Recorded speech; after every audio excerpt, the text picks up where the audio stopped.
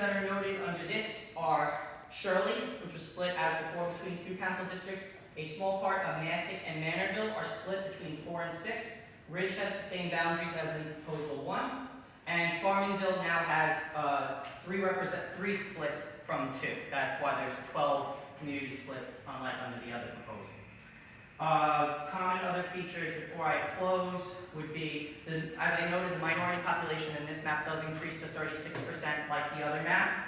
The only other comment I would make, we'll stop at this time for any, Longwood School District. That was a question that was raised. Under both proposals, Longwood School District keeps the same amount percentage that is located in Council District 4 at 61% under both proposals, and that was what Longwood School District had under the current map.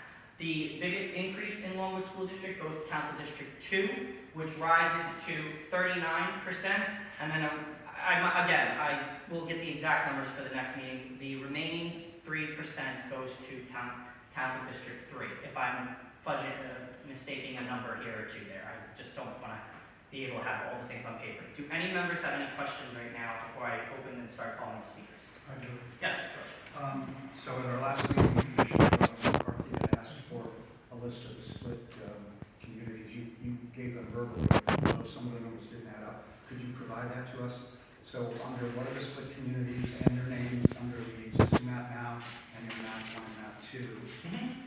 Is there possibly for us to get a deviation map of how much either map 1 or map 2 deviates from the current district? So we know, so that District 1, if it deviates, now the new one has it only deviated 2 or 3%, that would be helpful to me.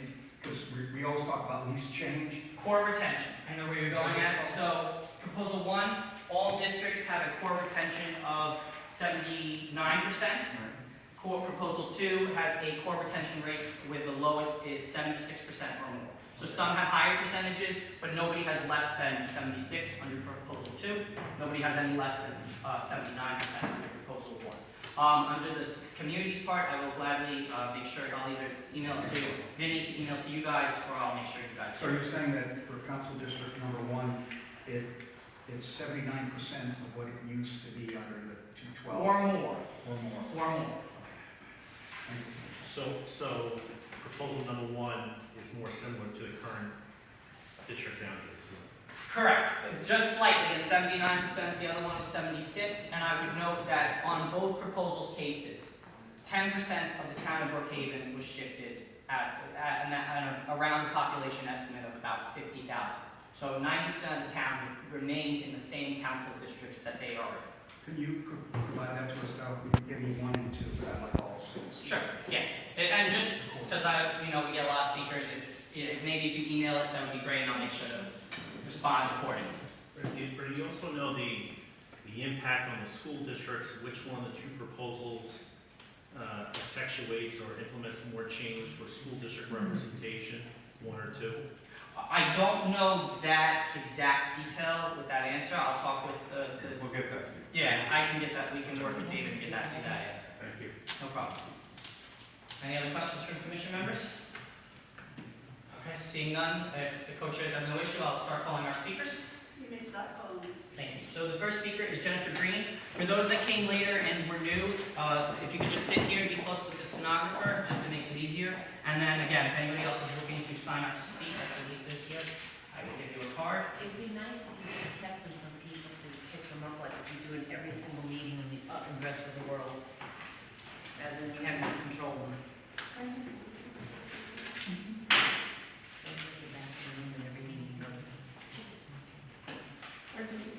Yep, Jen, so I have a clock. I'll have the clock running when it goes off. That means your 3 minutes are up, okay? No problem. You may start. Okay. So last night I sent an email to the redistricting. When you testify, you should be giving your name, your address, and everything like that, because of the town, and your name is in the first meeting, please. Your name was called and we have your address. Okay, I'll say it again, and thank you so much for reminding me, Dr. Dean. I wanted to make sure that I'm projecting so that everyone in the room can hear me. So how's my volume? Can you hear me in the back of the room? Thank you. Okay, great. My name is Jennifer Green. I am in Bellport. Oh, that's okay. Resident of Bellport. What else do I need to say? fine. Okay. I sent an email last night to the redistricting committee, and I'm going to read it. I haven't gotten an acknowledgement yet as of quarter of this meeting, when I checked to see. But before I read my email into the record, I just wanted to say, Co-Chair Nazir, I appreciated what you were saying about how, the commission, the committee welcomes, comments, and it's the see images. What I want to impress upon each member of this committee and everyone in attendance here is that these images are not enough. There is no way, it is impossible to make an assessment, for me to use my eyes looking at these pictures to make a full assessment of the various requirements in this process, which you'll hear in my email. The competitiveness, we've been informed of the compactness. In order to make a comparison, we need the file. We need access to the file.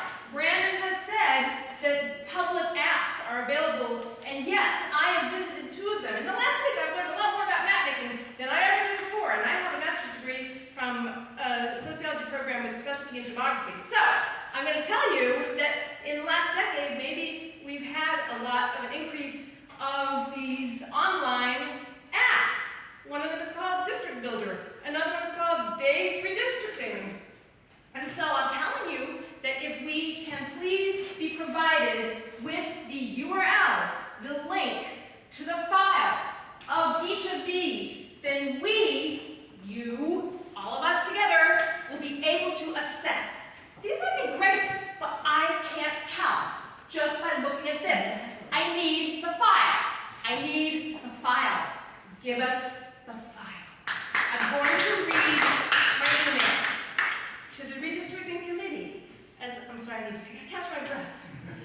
How am I doing? Very good. Hi, Brandon. 15 seconds. Okay, well, I'm going to need a little more. As a Brookhaven town resident, it's just 60 seconds.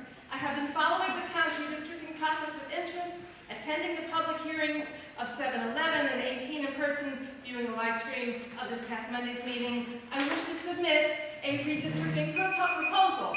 This map achieves good or very good scores on proportionality, competitiveness, and compactness, and incorporates school district boundaries as much as possible without imbalancing population distribution excessively. But I really appreciate the information about which ones in these. I would love to compare. For your convenience, see the attached image, but please also visit, and I provide you with the link, to study the map and analytics in detail. If you wish me to make or assist with a presentation at an upcoming committee meeting, let me know. But I have to say, if the map maker is not available, even to email us a link to these until he gets back in town next Thursday, come on! We're going to be meeting Monday, Tuesday, and Wednesday next week. All right, if a committee member will please acknowledge receipt of this proposal, I would appreciate that. Thank you sincerely. Next up is Lisa Seminelli, East Patchogue.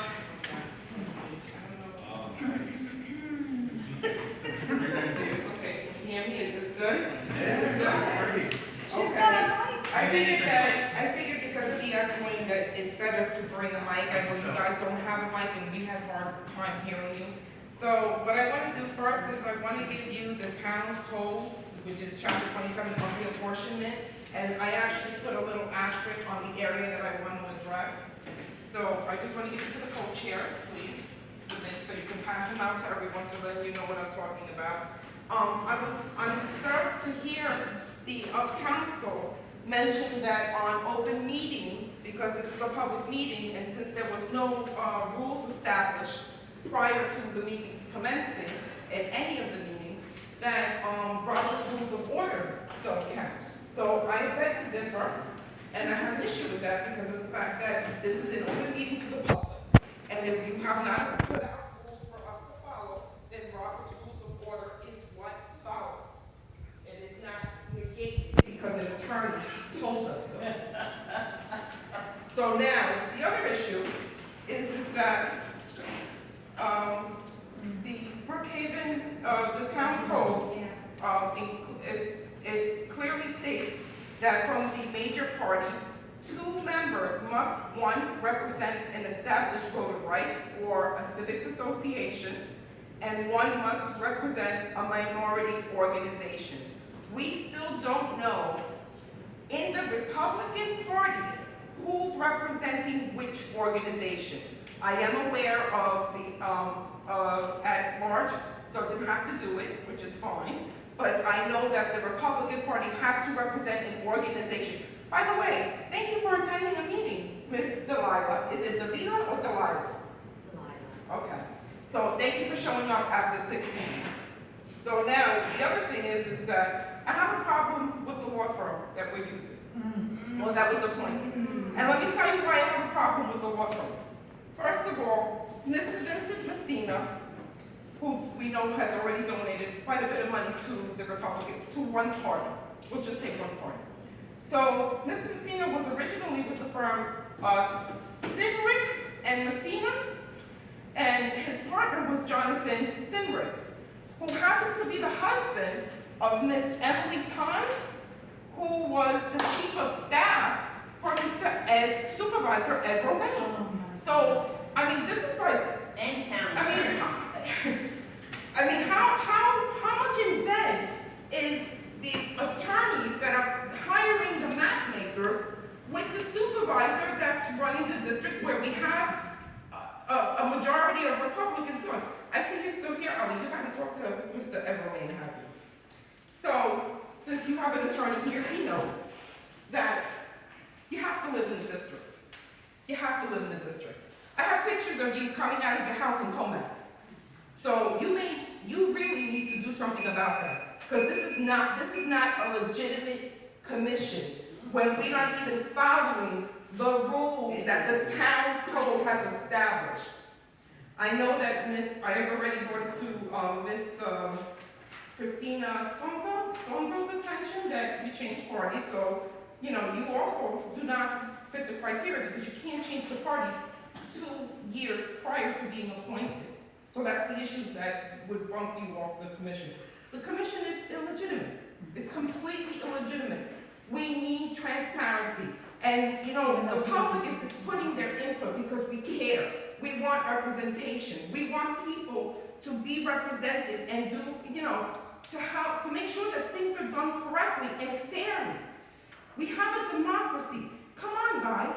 Stand up for the democracy. This is more important than anything else. That's all I have to say. Next speaker is Judith Black of Shora. You want this? No.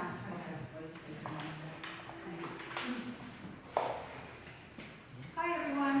Well, if you can't hear me, just say something and I'll start to bellow a little louder. Okay. First issue. Good government is transparent. Good government makes information available to the public. So, the first 6 meetings, I looked online. I couldn't find the first 2 until after Wednesday when they seemed to appear online. So that's not transparent. Those first 2 meetings can't really count. You can't sit there, Ali, and say they were online. They were not. Okay. And good government is transparent, so the rules you would think would be available and transparent, but apparently there were no rules.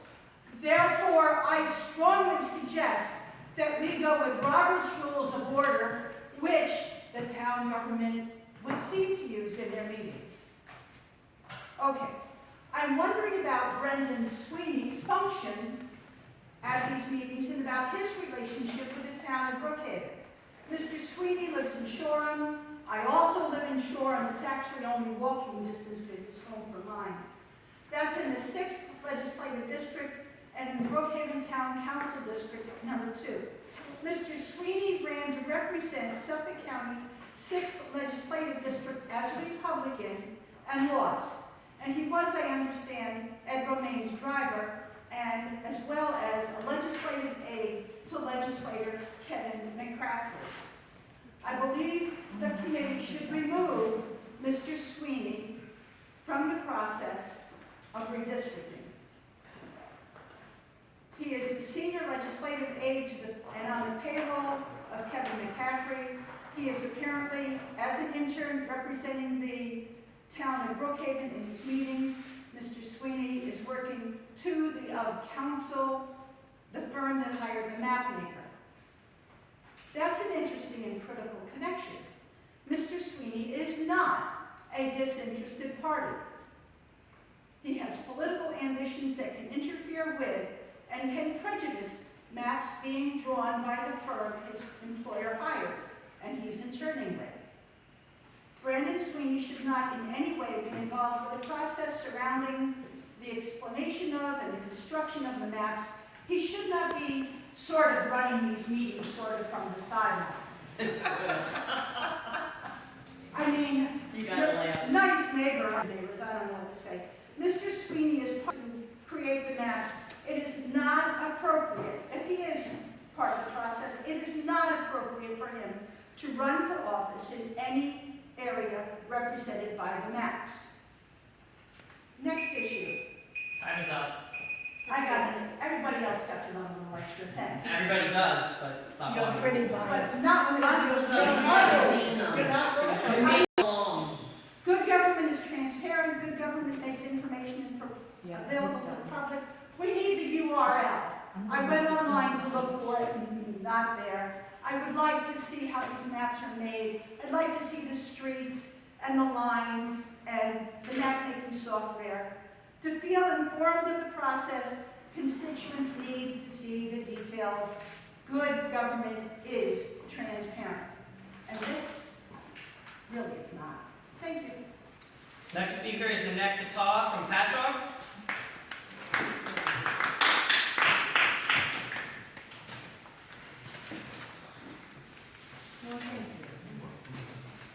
I think basically what everybody said so far has been spot on.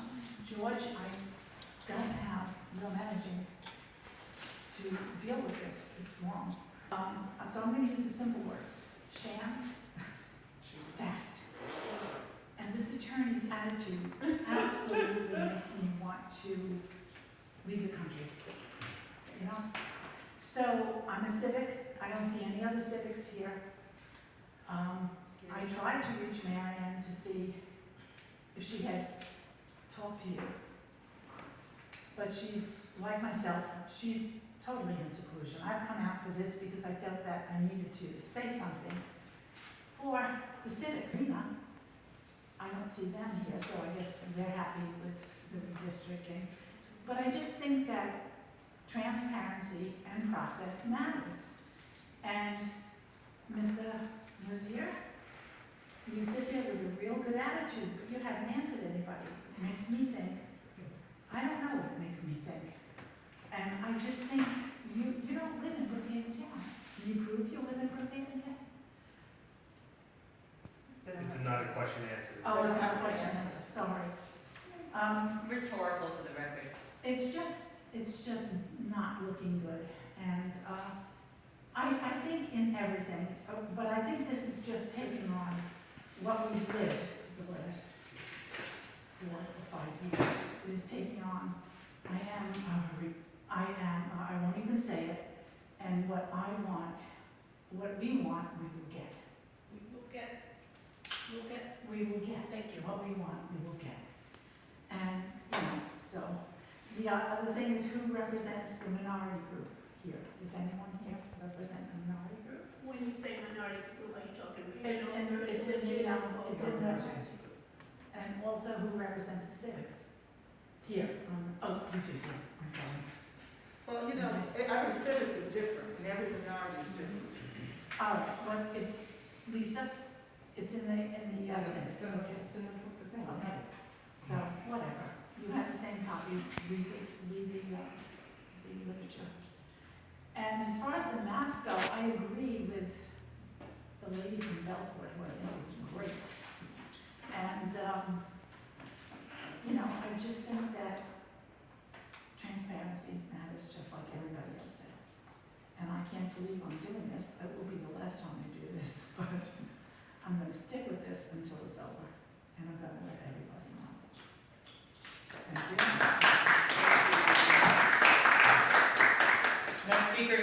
topless. I would also note, at this point, this is the last card I have, so for anybody else who has filled out, if you could please give me your cards, otherwise, You do. There's more people coming in. Because it's still 8 o'clock, right? it runs until the last speaker is signed up and the board makes a motion to close.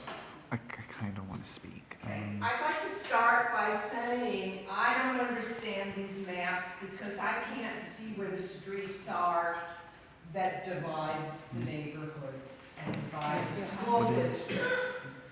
So I'd also like to know from the map maker where the minorities fall within these maps.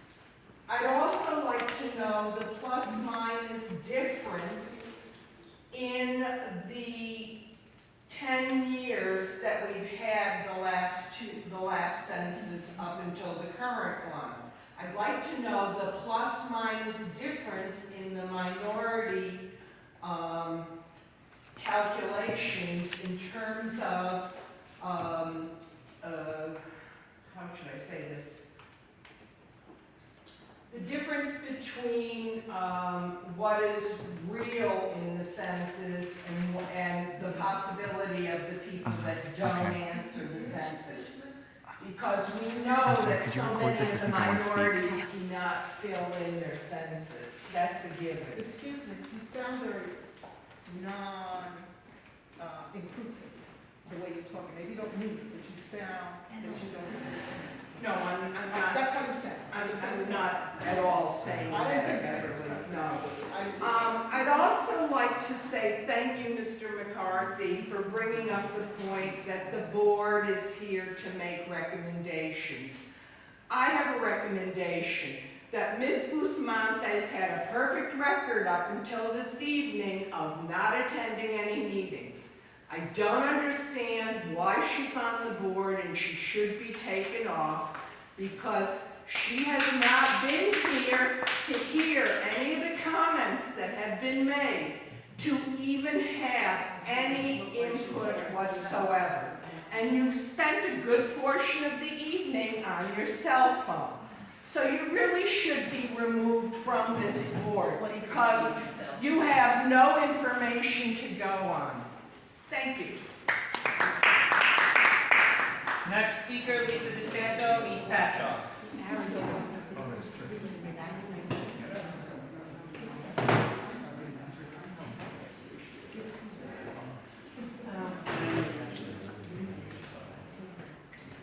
Let's make sure we don't cross that clock when we get up here. Wait until you start.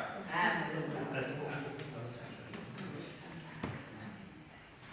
I have to say, Lisa DeSanto, resident of East Patchogue for 32 years, Brookhaven Town resident for 50 years, former participation in government teacher.